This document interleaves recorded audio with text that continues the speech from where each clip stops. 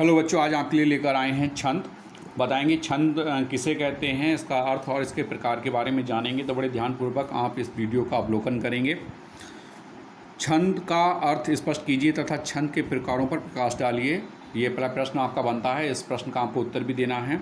अर्थ मैं बताता हूँ छंद का। हिंदी साहित्य कोश के अनुसार अक्षर, अक्षरों की संख्या एवं क्रम, मात्रा, मात्रा गणना तथा यतिगति आदि से संबंधित विशिष्ट नियमों से नियोजित पद रचना छंद कहलाती है। अर्थात काव्य में जो हम छंद रचना पढ़ते हैं, कविता, दोहा, सोठा के रूप में, वह एक नियमित मात्रा गणना के अनुसार जो है अक्षरों के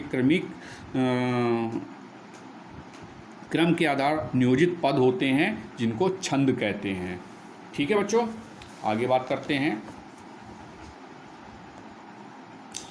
छंद का शाब्दिक अर्थ बंधन, अर्थात वर्ण, गति, विराम, मात्रा, तुक आदि नियमों पर आधारित शब्द रचना को ही छंद कहा जाता है। छंद को अंग्रेजी में मेटर या वर्स कहते हैं।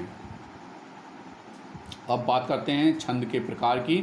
तो छंद अनेक प्रकार के हैं, किंतु मुख्य रूप से छंद के निम्नलिखित भेद हैं। पहला, मात्रिक छंद। मात्रिक छंद किसे कहते हैं, पहला प्रश्न बनता है। प्रश्न भी आप लिखेंगे, मात्रिक छंद किसे कहते हैं। मात्रा की गणना पर आधारित छंद मात्रिक छंद कहलाते हैं। इनमें वर्णों की संख्या भिन्न हो सकती है, परंतु उनमें निहित मात्राएं नियमानुसार होनी चाहिए, इसे मात्रिक छंद कहते हैं। दूसरा प्रश्न आपका बनता है, यहाँ पर प्रश्न भी लिखेंगे, वार्णिक छंद किसे कहते हैं।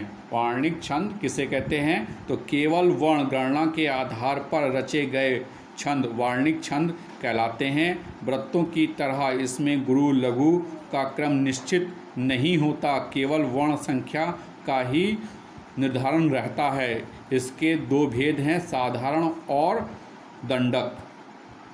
1 से 26 वर्ण वाले छंद साधारण और 26 से अधिक वर्ण वाले दंडक होते हैं। हिंदी के घनाक्षरी यानी कि कविता रूप घनाक्षरी और देव घनाक्षरी वार्णिक छंद हैं। तो दूसरा प्रश्न आपका बनता है, वार्णिक छंद किसे कहते हैं, यहाँ से आप उसका उत्तर देंगे। तीसरी बात करते हैं,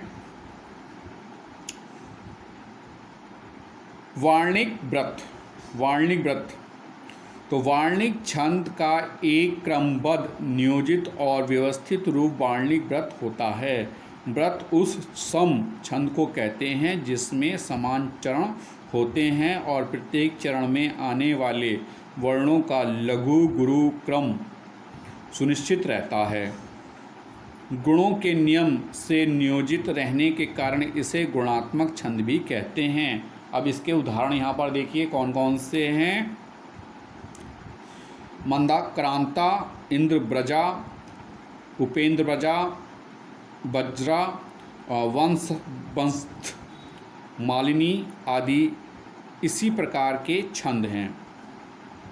अब यहाँ पर आपके जो सिलेबस के बात हम की जाए तो आपके सिलेबस में केवल बेटा 2 ही प्रकार के जो हैं छंद हैं, एक तो सोरठा, दूसरा रोला। तो अब उनकी हम बात करेंगे। पहला प्रश्न बनता है, प्रश्न को आप यहाँ से भी उतार सकते हैं। सोरठा अथवा रोला छंद की परिभाषा लिखिए और उसका उदाहरण भी दीजिए। तो पहले बात करते हैं सोरठा की। 2 नंबर में ये प्रश्न आपका आता है। सोरठा की बात करेंगे, परिभाषा, यह दोहे का उल्टा छंद है। इसके पहले और तीसरे चरण में 11-11 तथा दूसरे और चौथे चरण में 13-13 मात्राएं होती हैं। देखिए यहाँ पर एक उदाहरण दिया हुआ है, जो सुमिरत सिद्धि होई, गणनायक करिवर बदन, करहु अनुग्रह सोई, बुद्धि राशि शुभ गुण सदन। तो यहाँ पर जो पहला चरण है, सो सुमिरत सुधि होई, इसमें 11 मात्राएं हैं। देखिए यहाँ पर 1 2 3 4 5 6 7 8 9 10 और 11, यानी कि यहाँ तक की जो मात्राएं हैं वो 11 मात्राएं गिनी जा रही हैं, 11 मात्राएं हैं। और जो उसके दूसरे और चौथे चरण में गणनायक कविवर बदन 2 1 3 2 5, एक 6, 7, 8, 9, 10, 11, 12, 13। तो ये 13 मात्राएं आपकी इसकी हो गई। तो पहले और तीसरे चरण में 11-11 मात्राएं यहाँ तक काउंट होंगी, और फिर दूसरे और चौथे चरण में जो हैं 13-13 मात्राएं। तो स्पष्टीकरण है कि इस छंद के पहले और तीसरे चरण में 11-11 और तथा दूसरे और चौथे चरण में 13-13 मात्राएं हैं, अतः यह सोरठा छंद है। ठीक है बच्चों, तो आपको जो है सोरठा छंद की परिभाषा लिखनी है, उदाहरण देना है और उस उदाहरण का स्पष्टीकरण भी करना है। ठीक है, यहाँ पर जो एस है, एस जो है गुरु को यानी कि दीर्घ को संबोधित करता है, और जो यहाँ पर ये एक डंडा खींचा हुआ है पूर्ण विराम टाइप का, ये जो है एक मात्रा को इंगित करता है।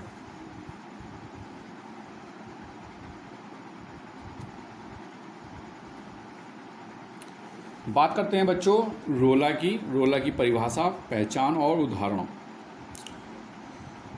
परिभाषा, यह सममात्रिक छंद है। इसमें 4 चरण होते हैं और प्रत्येक चरण में 24 मात्राएं होती हैं। 11 और 13 मात्राओं पर यति होती है। ठीक है, कैसे? ये यहाँ पर मात्राएं दी गई हैं, ये 11 मात्राएं हैं, ये 13 मात्राएं हैं। मैं इसको पढ़ के सुनाता हूँ। भारतेंदु का गंगा अवतरण से लिया गया है। को पापिहे पंचतत्व प्राप्त सुनी जम गन धावत, बनी बनी बावन वीर बढ़त चौचंद मचावत, पै तकी ताकी लोथ त्रिपथगा के तट लावत, 9 द्वे 11 होत, 3 5 ही बिसरावत। तो यहाँ पर जो है ये रोला का उदाहरण दिया गया है। यहाँ पर आप देख सकते हैं कि यहाँ पर को पापी ही पंचवत, ये जो है यहाँ पर यति दी हुई है। तो यति में यहाँ पर स्पष्ट किया गया है कि 11 और 13 पर यति होती है। तो गौ के लिए 2, को के लिए 2 और ऊ के लिए 1, पा के लिए गुरु और पी के लिए लघु और ह के लिए लघु, पन के लिए जो है आपका लघु और च के लिए गुरु और त के लिए लघु।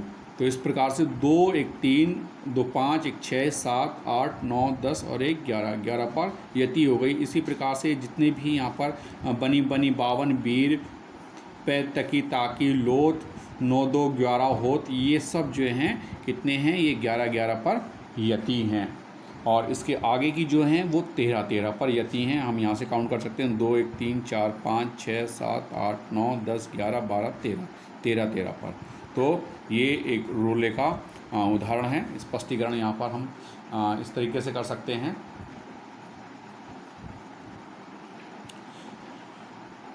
इस पद के प्रत्येक चरण में 24 मात्राएं हैं तथा 11 व 13 पर यति है, अतः यह रोला छंद है। तो बच्चों, आपने जाना कि छंद किसे कहते हैं, छंद के प्रकार आपने मात्रिक छंद और वर्णिक छंद, इनकी आपको परिभाषा लिखनी है कि मात्रिक छंद किसे कहते हैं, वर्णिक छंद कहते हैं किसे कहते हैं और छंद किसे कहते हैं। उसके बाद में सोरठा की परिभाषा उदाहरण सहित लिखनी है, स्पष्टीकरण। रोला की परिभाषा उदाहरण सहित लिखनी है और उसका आपको स्पष्टीकरण भी करना है। तो बच्चों, ये था आपका आज का वर्क। एक बात और बच्चों, मैं देख रहा हूँ कि आप जो हैं डेली वर्क अपना मेरे को सेंड नहीं कर रहे हैं। मैंने आपसे पहले भी कहा है कि जो आप वर्क सेंड करते हैं, आपकी ऑनलाइन जो अटेंडेंस है उसी के आधार पर ही फील होती है। तो अगर आपने वर्क नहीं भेजा है तो आप उस दिन अब्सेंट माने जाएंगे ऑनलाइन क्लासेस में। और ये जो जितना भी कार्य है, ये सारा का सारा कार्य जो है रजिस्टर्ड मेंटेन भी हो रहा है, तो फिर आपकी रजिस्टर में जो है अब्सेंटी चढ़ेगी। तो इसलिए मैं आशा करता हूँ कि अब से आप लोग जो हैं कंटिन्यू अपनी वर्क करके अपना नाम नीचे लिखकर मेरे को सेंड करेंगे, जिससे कि मैं आपकी अटेंडेंस को नोटिस करवा सकूँ।